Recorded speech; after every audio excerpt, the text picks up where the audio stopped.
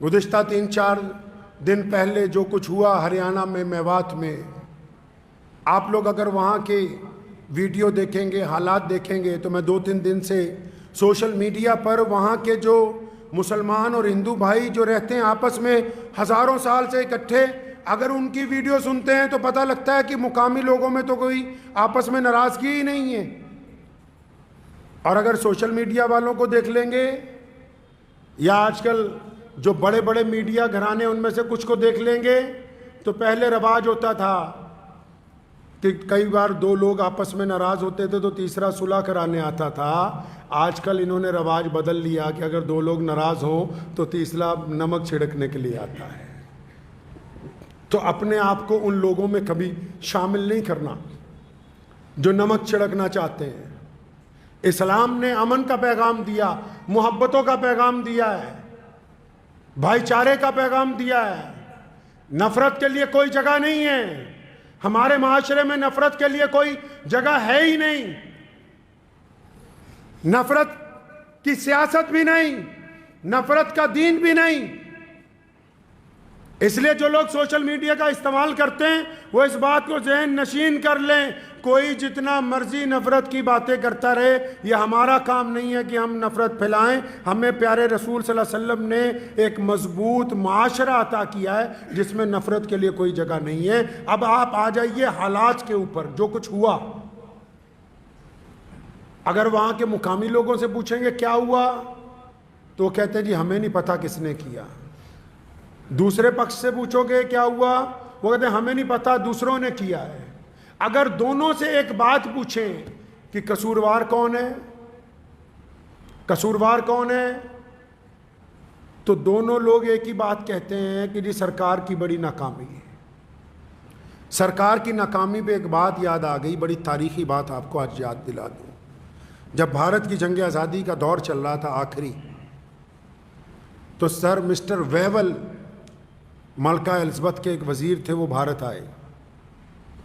تو مسٹر ویول نے بھارت کے الگ الگ سوتنترتا سینانیوں سے، جو چوٹی کے لوگ تھے، ان سے ملاقاتیں شروع کی، یہ جاننے کے لیے کہ لوگ کیسی آزادی چاہتے ہیں، کیا کیا چاہتے ہیں۔ انگریز کیونکہ شاطر تھا، میرے دادا جو بھارت کی جنگ آزادی کے ان انگلیوں پہ گنے جانے والے لوگوں میں سے ہیں جنہوں نے اپنی ساری زندگی اس دیش کو آزاد کرانے کے لیے لگائی، رئیس الاحرار مولانا حبیب الرحمن لدھیانوی رحمۃ اللہ علیہ۔ ونڈسر پیلس میں جب مولانا حبیب الرحمن لدھیانوی کو بلایا مسٹر ویول نے، الگ الگ لوگوں سے الگ الگ میٹنگیں طے تھیں، تو انگریز کیونکہ شاطر ہوتا ہے نا، اس نے ایک بات کہی، کہنے لگا اچھا مولانا، ہم چھوڑنے والے ہیں اس دیش کو، آزاد کرنے والے ہیں، آپ یہ تو بتاؤ کہ جو سرکار بنانی ہے یہاں، جو نظام بنانا ہے، تو سرکار کا دھرم کون سا ہوگا، سرکار کا مذہب کیا ہوگا؟ کیونکہ انگریز یہ سمجھتا تھا یہ جو نیتی ہے لوگوں کو آپس میں لڑانے کی، یہ اس مٹی میں یہ بیج انگریز نے بویا۔ انگریز یہ سمجھتا تھا کہ بھارت کا اتنا بڑا مولوی ہے، لاکھوں لوگ اس کے پیچھے چلتے ہیں، تو میں ان سے ہی پوچھوں کہ جب آزاد ہو جائے گا دیش تو سرکاری دھرم کیا ہوگا؟ اور انگریز یہ سمجھتا تھا کیونکہ مولانا تو مسلمان ہیں تو یہ کہیں گے کہ بھائی سرکاری دھرم تو اسلام ہونا چاہیے۔ پھر جب دوسرے آئیں گے ان سے پوچھوں گا، وہ کہیں گے نہیں ان کا نہیں، ہمارا ہونا چاہیے۔ تو اس وقت رئیس الاحرار مولانا حبیب الرحمن لدھیانوی رحمۃ اللہ علیہ نے جو تاریخی بات کہی وہ آج کی سرکاروں کو بتانا چاہتا ہوں، اور فرمایا مسٹر ویول، اسلام نے ہمیں یہ سمجھایا ہے، ہمارے مذہب نے ہمیں یہ سمجھایا ہے کہ جو سرکار ہوتی ہے نا، جو حکومت ہوتی ہے، اس کا جو قاضی ہوتا ہے، اس کا جو جج ہوتا ہے، اس کا جو کمشنر ہوتا ہے، اس کا جو ڈپٹی کمشنر ہوتا ہے، اس میں جو ایس پی ہوتا ہے، اس میں جو وزیر داخلہ ہوتا ہے، اس میں جو مکھ منتری ہوتا ہے، اس میں جو پردھان منتری ہوتا ہے، اس میں جتنے بڑے بڑے عہدیدار ہوتے ہیں جو سرکار کی کرسی پر بیٹھ جاتے ہیں، تو کہا تھا کہ مسٹر ویول تمہیں غلط فہمی ہو گئی، تم یہ سمجھتے ہو کہ میں یہ کہنے والا ہوں کہ سرکار کا دھرم اسلام ہوگا۔ فرمایا سنو، ہمارے دین نے ہمیں یہ سمجھایا کہ جب کوئی بھی آدمی سرکار کی کرسی پر بیٹھتا ہے تو اس کا مذہب انصاف ہوتا ہے، اس کا مذہب عدل ہوتا ہے، وہ لوگوں کے ساتھ برابری کرتا ہے، اس وقت وہ کسی ایک مذہب کو چاہنے والا نہیں ہوتا۔ آج بھی اگر ہم یہ چاہتے ہیں کہ امن قائم رہے، محبتیں قائم رہیں، تو ہمیشہ یاد رکھیے نفرت پھیلانے والے لوگ کم ہوتے ہیں، لیکن محبت والے کیونکہ چپ رہتے ہیں، ایک دوسرے سے پیار کا اظہار نہیں کرتے، اس لیے آپ کو دور سے نفرت پھیلانے والے ہی نظر آتے ہیں۔ آپ جائیے، میں نے پچھلے 2-3 دنوں میں جو تجربہ سوشل میڈیا پر جو ویڈیوز آئی ان سے نوٹ کیا کہ جس جگہ کے حالات بدترین ہوئے، وہاں کے جو مسلمان اور ہندو بھائی ہیں وہ تو آج بھی کندھے سے کندھا لگا کے کھڑے ہیں۔ سرکار کو کہنا چاہتا ہوں کہ ناکامی کسی کی نہیں ہوتی، ناکامی حکومت کی ہوا کرتی ہے، اور یہ جو سبق دیا سوتنترتا سینانیوں نے کہ جو سرکار ہے، سرکار کا دھرم لوگوں کے لیے برابری کے ساتھ امن کو قائم کرنا، شانتی کو قائم کرنا، ان کے لیے اچھی سہولتیں رکھنا، اگر ہم برابری کو قائم رکھیں گے تو پھر کوئی بھی آدمی گستاخی نہیں کرے گا۔ چلتے چلتے ایک چھوٹی سی بات اور کہہ دوں، پتہ ہے کہ شاید کچھ بڑے مولانا ناراض ہو جائے۔ آپ نے سنا ہوگا پچھلے 15-20 دن سے یو سی سی کے نام پر شور مچا رکھا تھا،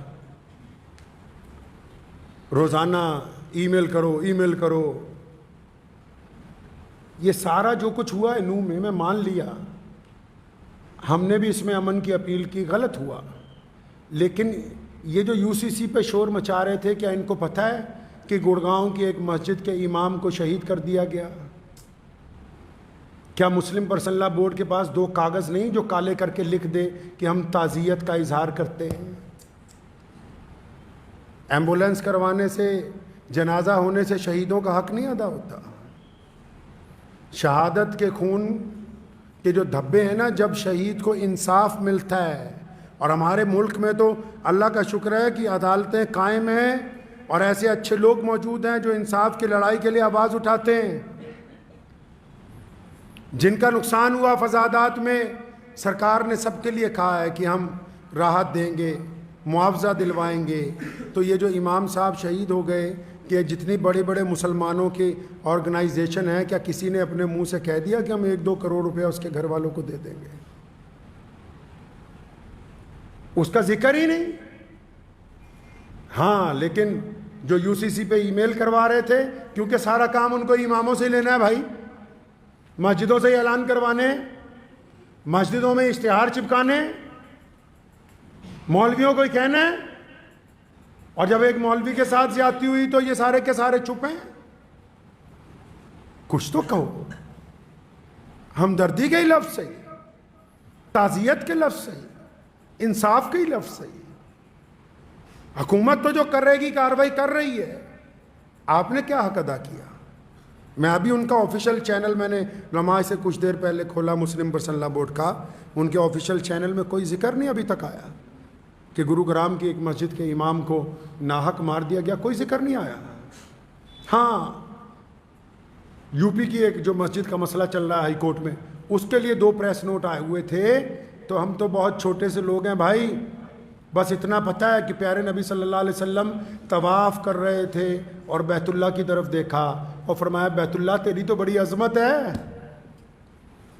کیا فرمایا پیارے پیغمبر صلی اللہ علیہ وسلم نے؟ اور بیت اللہ تیری تو بڑی عظمت ہے، کوئی تیری قیمت نہیں دے سکتا۔ فرمایا تیری کوئی قیمت، تیری قیمت نہیں کوئی دے سکتا۔ آج بھی بیت اللہ کو کوئی پتھر لے آئے، کوئی قیمت دے سکتا ہے دنیا میں؟ اس کی مول لگ سکتا ہے؟ ویسے بھی اگر یونیسکو کی رپورٹ پڑھ لیں تو دنیا کی سب سے مہنگی پراپرٹی اس وقت ورلڈ میں وہ حرم شریف مکۃ المکرمہ ہے، اب تک کی، جہاں اتنا پیسہ لگ چکا ہے کہ اس کے برابر ابھی دنیا کی کسی پراپرٹی کے اوپر اتنا پیسہ نہیں لگا ہے۔ تو پیارے پیغمبر صلی اللہ علیہ وسلم نے کیا کہا بیت اللہ کو دیکھ کے؟ فرمایا تیری کوئی قیمت نہیں دے سکتا، انمول ہے تو۔ لیکن فرمایا سن، ایک کلمہ لا الہ الا اللہ محمد الرسول اللہ صلی اللہ علیہ وسلم پڑھنے والا تجھ سے بھی زیادہ اللہ کو عزیز ہے۔ تو کم از کم آنے والے جو دن ہیں ہم جتنے لوگ ہیں نفرت کو کم کرنے کے لیے، خاص کر سوشل میڈیا پہ جو لوگ نفرت پھیلاتے ہیں، اس نفرت کو آگے فارورڈ کرنے کی بجائے ڈیلیٹ کریں، اس کی رپورٹ کریں۔ نفرت کے پرچار کے حصے دار نہیں بننا ہے، نفرت کے حصے دار نہیں بننا ہے۔ ہم محبت کا پیغام لے کے آئیں اور ہمارے دل میں کوئی خوف نہیں ہے، کوئی ڈر نہیں ہے۔ اللہ تبارک و تعالیٰ نے اہل ایمان پر یہ فضل فرمایا، تو اس لیے ہم نے ثابت قدمی کے ساتھ اپنے اس وطن عزیز کو، جس کی آزادی کے لیے ہمارے بزرگوں نے اپنے ہندو بھائیوں کے ساتھ، سکھ بھائیوں کے ساتھ، دلت بھائیوں کے ساتھ، جینی بھائیوں کے ساتھ مل کے جو ہم نے آزادی کی لڑائی لڑی ہے، تو اس کی عزت کو برقرار رکھتے ہوئے اس بات کو ذہن نشین کر لیں کہ ہم نفرت کے بازار کے حصے دار نہیں بنیں گے۔ دعا کیجیے اللہ تعالیٰ اس پر مجھے اور آپ سب کو عمل کی توفیق عطا فرمائے۔ وآخر دعوانا الحمدللہ رب العالمین۔